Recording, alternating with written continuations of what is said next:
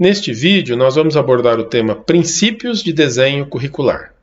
Ele é mais um dos vídeos oferecidos pelos facilitadores do Centro de Desenvolvimento Docente da Faculdade de Medicina de Ribeirão Preto.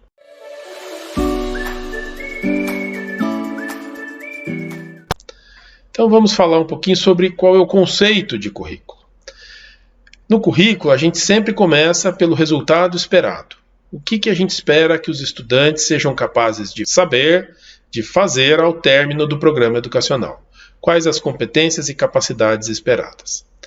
Temos que definir uma estrutura educacional, como o programa vai ser organizado, desde o processo seletivo, a duração, se ele vai ter ou não vai ter momentos em que os estudantes podem escolher aquilo que querem aprender, que são os eletivos, as estratégias de ensino e aprendizagem, para que os resultados esperados possam ser alcançados, em termos de competência e capacidade profissional, como o estudante vai ser avaliado, para que a gente possa ter segurança de que os estudantes estão desenvolvendo as competências necessárias, e como este programa, esse conjunto vai ser avaliado, que é a avaliação do próprio currículo ou do programa educacional. Quando falamos de currículo, falamos de uma arena onde muitas batalhas são travadas. Toda vez que alguém decide revisar ou até discutir um novo currículo, a gente tem vários pontos de vista e valores distintos. O que os estudantes devem aprender, como eles vão aprender, quais as qualidades que a gente espera deles ao final desse processo, desse curso que eles vão participar, onde e como eles vão adquirir as habilidades necessárias, a carga horária de cada disciplina, tudo isso demanda discussão e acordo, consenso para que seja proposto e implementado. Vários fatores influenciam o currículo. E a gente tem as teorias de aprendizagem, e vou falando aqui, na verdade, daqueles que estão predominando no momento atual. Já há algumas décadas, currículos em que a aprendizagem está centrada no estudante e não no professor, são a tendência e são aqueles mais relevantes no momento. A teoria da prática profissional. Nós temos que os profissionais na área da saúde, eles trabalham com múltiplas profissões, de maneira interprofissional. Então espera-se que no desenho do currículo a aprendizagem seja um pouco mais integrada e que o trabalho em equipe seja privilegiado, para que os estudantes possam ter experiências durante a graduação daquilo que encontrarão na vida profissional. Valores sociais, trazendo aí a ideia do componente humanístico, balanceando os aspectos biológicos, que normalmente ocupam uma grande parte do currículo de cursos da área da saúde. A gente sabe que o conhecimento tem se expandido de maneira muito rápida e a duração de um curso geralmente não vai ser capaz de abordar uma pequena fração de todo esse conhecimento. Deste modo, é fundamental que quem planeja currículo discuta com os professores o que é essencial, o que é realmente necessário discutir e trazer para que os estudantes possam aprender e desenvolver. Esse é o conceito de core currículo. Devemos também, na área da saúde, nos cursos de medicina, enfermagem, nutrição, estar atentos ao sistema de saúde onde esses futuros profissionais estarão inseridos. Por isso, o currículo deve ser orientado e ou baseado na comunidade onde ele se encontra. O que é muito importante, não existem respostas corretas, apenas respostas que se adequam aos propósitos pactuados para aquele currículo. Então isso tem que ser construído. Não existe uma receita que eu pego de algum lugar que está tendo sucesso e transporto para outro contexto, para outra cultura institucional. Isso nem sempre, quase nunca, funcionará. Como não há evidências científicas que indiquem qual o melhor desenho de currículo, existe muito espaço para adaptação, para criatividade, e isso faz com que o currículo sofra influência direta das crenças e preocupações dominantes na sociedade e nos profissionais que estão planejando e implementando aquele currículo.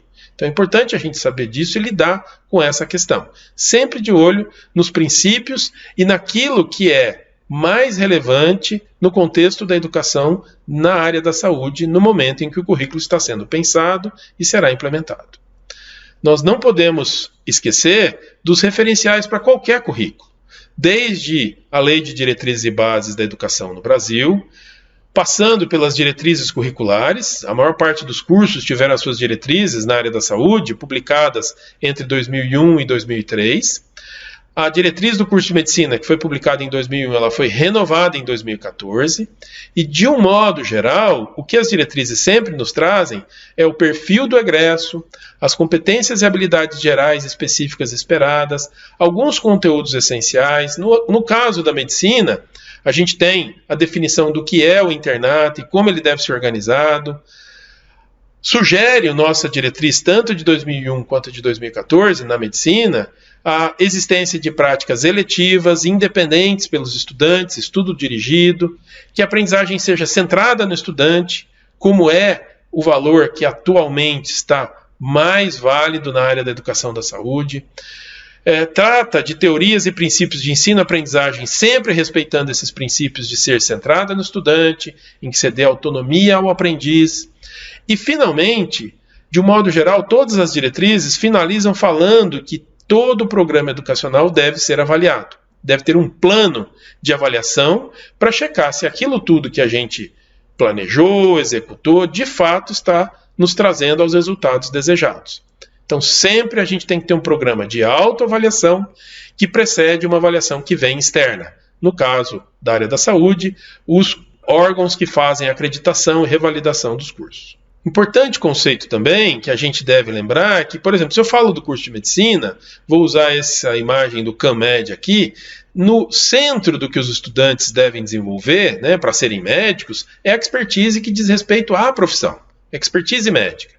Mas, para a formação de um profissional competente, eu devo lembrar que ele tem que ter habilidades de comunicação, de ser uma pessoa que trabalha bem em equipe, às vezes tem que assumir papel de liderança, defende os valores da profissão, o sistema de saúde e os interesses das pessoas que ele está cuidando. Deve ser uma pessoa que aprende continuamente, adere, respeita os valores da profissão, que a gente vai chamar aqui de profissionalismo. Então, todos esses elementos devem estar contemplados na experiência, na caminhada que vai levar o estudante do início do curso até o momento em que ele será entregue à sociedade para poder praticar a sua profissão.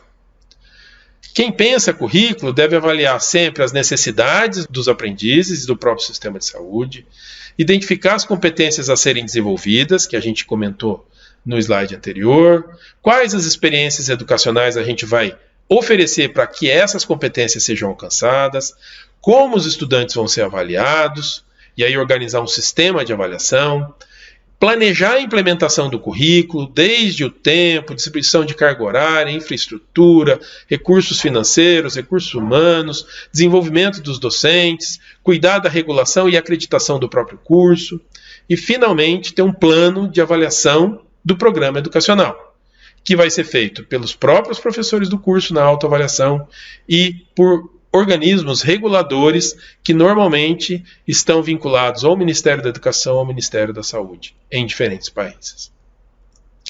Aproveitamos para destacar também alguns princípios que são norteadores de quem pensa e desenha currículo, que a gente usa o acrônimo de SPICES, né, que foi proposto por Harding, e que fala que a aprendizagem deve ser centrada no estudante, baseada em problemas, ou seja, que seja contextualizada, em que a gente não apenas ensine e tente fazer com que ele memorize, mas que ele saiba aplicar o conhecimento em situações problema da vida real, casos clínicos ou não. Aprendizagem integrada entre as diferentes disciplinas e, se possível, entre as diferentes profissões, baseado na comunidade, que não seja apenas centrado no hospital, que tenha períodos em que o estudante possa escolher o que ele queira aprender, aquilo que ele tem preferência, os eletivos, e, finalmente, que seja sistematizado. O que significa isso? Significa que a gente deve dar oportunidades para os estudantes aprenderem de maneira mais ou menos homogênea, aquilo que é fundamental, e não que ele aprenda de maneira oportunística. Se tiver chance, aprende, se não tiver chance, não aprende. E era isso. Eu gostaria de agradecer. A gente vai continuar gravando vídeos sobre o tema currículo. Em breve teremos mais um disponível no nosso canal do YouTube. Muito obrigado.